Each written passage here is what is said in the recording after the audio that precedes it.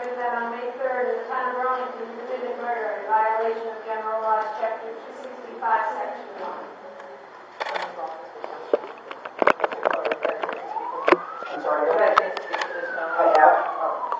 Welcome, Councilor Representative $50,000. Any questions, Tom? No, the Commonwealth is requesting that the defendant be held without bail. The factual basis for the Commonwealth's request is as follows. On Thursday, May 3rd, 2012, at approximately 6:46 p.m., the Burlington Police Department received a 911 call from the 15-year-old daughter of the defendant and Kristen Feliciano. She reported that her father had just stabbed her mother and she was on her way to the police station. Shortly thereafter, Burlington police officers responded to the address at 23 Forbes Avenue. There, the officers entered through a side door which led into the kitchen. On the floor of the kitchen, they found a bloody knife. They went down the hallway from the living room towards the 15-year-old daughter's bedroom at the end of the hall. When they looked in, they could see blood-covered sheets on the bed. The door next to that bedroom was locked, so they forced that door open, and there was nobody inside. They went back into the daughter's bedroom and wedged in between the bed and the wall. They found the lifeless body of Kristen Feliciano. She was covered in blood, and she had a knife protruding from her neck. The first responders responded to the house, and they pronounced Ms. Feliciano deceased. Investigators came to learn that the defendant had come to the house at about 6 o'clock that night. Also, during that evening, Ms. Feliciano, the victim, had called for a delivery to come to the house for dinner that night. While they were waiting for the delivery to arrive, the daughter was in her room speaking with one of her friends on a video conferencing application on her iPad. That application allowed her to see and hear the person on the other side of the video conferencing. While she was having that conversation over her iPad, she could hear her parents begin to start arguing. She told her friend that she'd be right back, and she left her room, and she left her iPad propped up. She went down to the kitchen, and she saw her father, the defendant, grab a knife out of the kitchen. Her mother was able to speak to the defendant. He gave her the knife. The daughter then made a comment to the defendant, "What, are you trying to kill mom or something?" At that point, the defendant became very angry. He went into the kitchen, he grabbed a butcher knife, came out of the kitchen, and followed the victim down the hallway where she had run into her daughter's bedroom. The daughter's friend, who was still on the other side of the video conference chat on the iPad, could see the victim come into her daughter's room, close the door, and hold her body up against it to prevent the door from being opened. The defendant then kicked in the door, threw the victim on the bed, and began stabbing her with a butcher knife. And that was visible to the daughter's friend through the video conferencing application. He could hear the victim saying, "Please, please," and he could hear the daughter yelling, "No, no." He then heard the defendant say, "You gotta die, you gotta die." He then heard the victim say, "Chris, please stop, I love you." And then the defendant began stabbing Kristen numerous times. The defendant was wearing a white sweatshirt, and as he continued to stab the victim, his sweatshirt became red with the victim's blood. He then, the friend who was on the other side of the video conferencing chat, heard the victim's voice get soft. He saw her fall to the floor in between the bed and the wall, and that's where she remained. The police that night, using cell phone technology, were able to ping the defendant's cell phone. That led them to a dumpster in Leominster where they found the defendant's cell phone and bloody clothing matching the description of the clothes that he was wearing at the time of this murder. The police issued a be on the lookout advisory to be on the lookout for the defendant in the car he was driving. They looked Thursday night, and they looked during the day on Friday. On Friday afternoon at about 1 o'clock, the defendant drove into the Massachusetts State Police Barracks in Weston, where he was seen by a sergeant of the state police laying on the ground. At that point, the sergeant thought that the person could be in some medical distress. When he approached the defendant, he recognized him as the person who was wanted out of Burlington, and he also recognized the car matching the description in the bolo call. A search warrant was obtained for the defendant's vehicle. Visible on the dashboard of the car were two handwritten notes. One of them said, "Unarmed, just have to sleep." Another was a two-sided paper that had some additional notes on it. There was a phrase that said, "I put knife on table, continued talking. She grabbed again. I grabbed a bigger one. Went at it in front of daughter. No, no, no, no." Chemists also examined the vehicle. They observed some red-brown stains which tested positive for the presence of blood. An autopsy was conducted on Ms. Feliciano on Friday. The results of the autopsy indicated that she had been stabbed 34 times.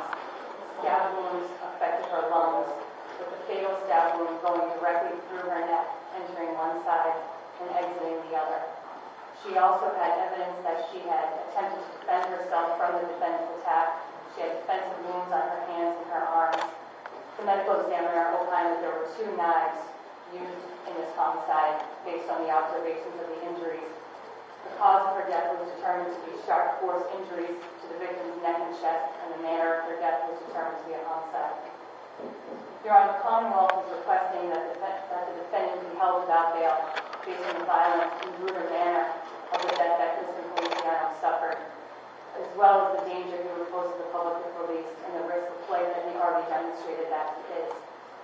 The Commonwealth is also requesting that the defendant not have any contact with the two children, one of whom is 20 years old and the other who is 15 years old.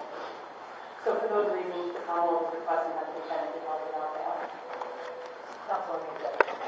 No objection to that. The objection to the no contest? No, Your Honor, subject to without prejudice to potential mailings possible.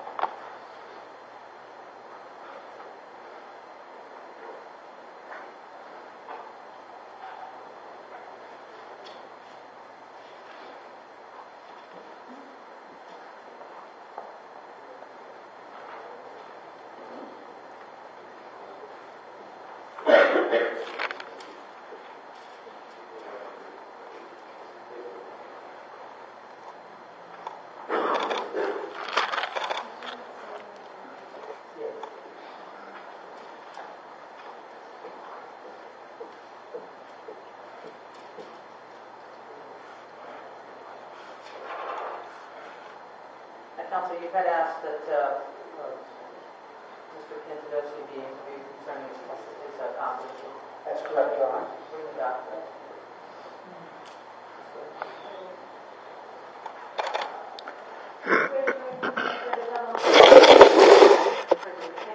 Please identify yourself for the record. Doctor, do you have occasion to conduct an evaluation of Mr. Piantedosi on the question of competency pursuant to an order I issued earlier today? I did, Your Honor. Does that include a conversation with Mr. Piantedosi? Yes, I did, Your Honor. Were you able to speak with him in the presence of his attorney? Yes, I was, Your Honor. And tell me about your evaluation of Mr. Piantedosi's competence. Thank you, Your Honor. I did interview Mr. Piantedosi in the lockup in the presence of his attorney. I gave him the warning on limits of confidentiality. He did need it repeated twice, but he did demonstrate an understanding of the warning. He seemed to have a little bit of trouble concentrating initially in the interview process. He's a 39-year-old man, father of two children, one 15-year-old and one 20-year-old. He reports a history of bipolar disorder. He states that he has a history of some spending sprees, some racing thoughts at times, but mood lability, some days being very agitated, other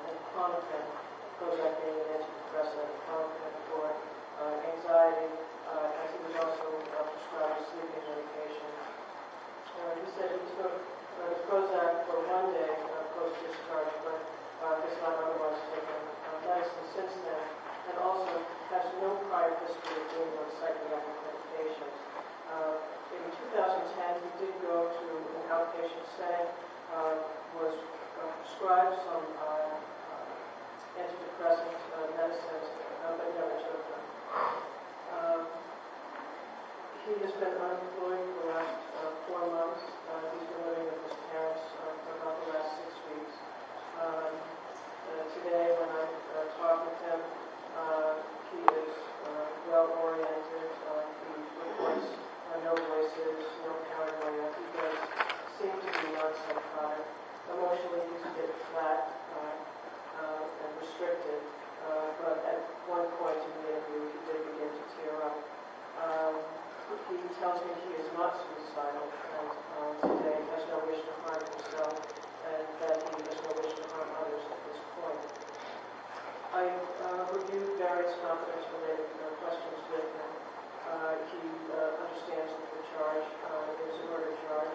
He tells me that the charge is quite serious. He can address the meaning of the various pleas. For instance, the not guilty plea, he said, it means I didn't do it. Of the guilty plea, that means you did it. He can talk about potential consequences with regard to his understanding of the trial process and trial participants. Of the judge, he says, listens to the case and makes decisions. Of a witness, he says, anyone who's seen the crime. And he had similar quality answers to the rest of that line of questioning. He says that he is comfortable working with his attorney because his attorney is investing in him in this case today, and he seems to have some hopes for today, but also seems to have a rational view of the potential outcome of today's hearing. In my clinical opinion, Your Honor, it is my view that he has adequate competence-related abilities at this time, that he does not show signs of an acute mental illness today. I am aware that he made a sudden and first suicide attempt on the 29th of April. He tells me he's not suicidal today. It's possible that he is prone to extreme impulsivity at times. So while he may not be suicidal today, it's possible that he could become suicidal again in the near future, especially given the stress of the potential proceedings and legal issues that he faces. However, I would not recommend hospitalization today. Rather, I would recommend that once he's held in custody, that he be reevaluated for potential suicidal preoccupation. Do you have any questions for that particular? No, I thought it was a very fine report, and I have no objection as leave it as a defendant to further evaluation. Very much. The son is currently is competent. He'll be held without bail. Condition also will be no contact with these 2 children. His names are? The names are Brianna Piantedosi and Cody Feliciano. I think it's Cody, but many that. Correct. No objection to no contact with either of those 2 named individuals. The defendant will be held without bail. We'll put a note that he should be seen for medical unit upon arrival, and that should be noted also on the custody form. We have 2 motions. 2 motions, one, Your Honor, for funds to hire investigator, and the other to unseal the affidavit supporting the arrest warrant so that I might use that to evaluate the matter. Is this unsealed for counsel only or unsealed? Yes, the Commonwealth is asking at this point that it be unsealed for counsel only.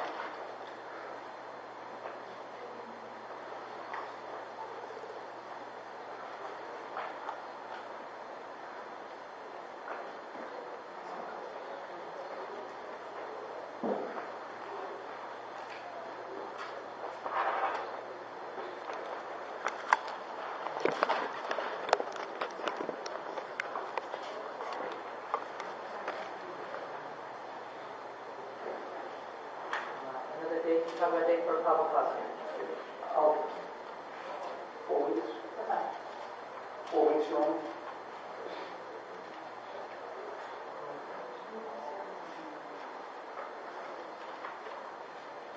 June June 7th. 7th? That's fine.